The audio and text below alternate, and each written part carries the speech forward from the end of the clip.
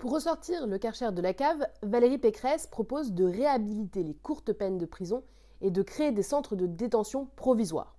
Pas si simple ?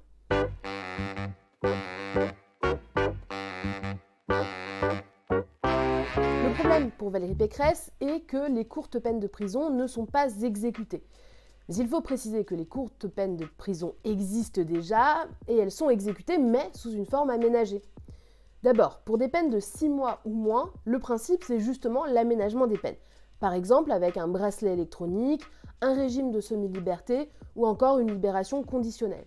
Ensuite, si la peine oscille entre 6 mois et 1 an, l'aménagement est facultatif et il est laissé à la décision du juge. Pour décider, ce juge prend en compte la personnalité et la situation du condamné.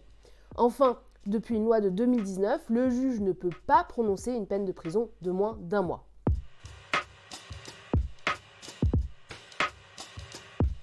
Juridiquement, il serait possible de changer ce principe d'aménagement des peines. Cependant, dans la loi de 2019, le gouvernement expliquait que les peines fermes de courte durée ont en fait un effet désocialisant majeur qui prédispose même à la récidive.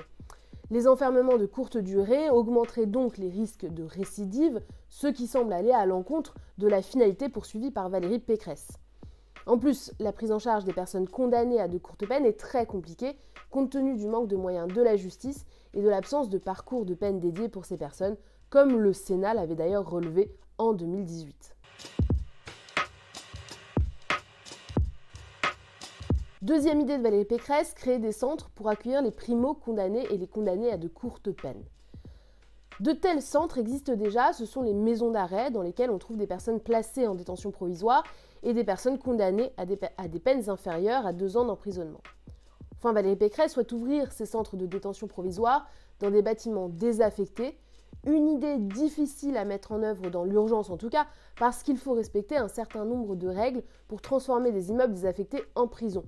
Par exemple, le centre pénitentiaire de Mulhouse-Lutterbach est devenu opérationnel en novembre 2021 après 3 ans de travaux et plusieurs mois de tests et de formation.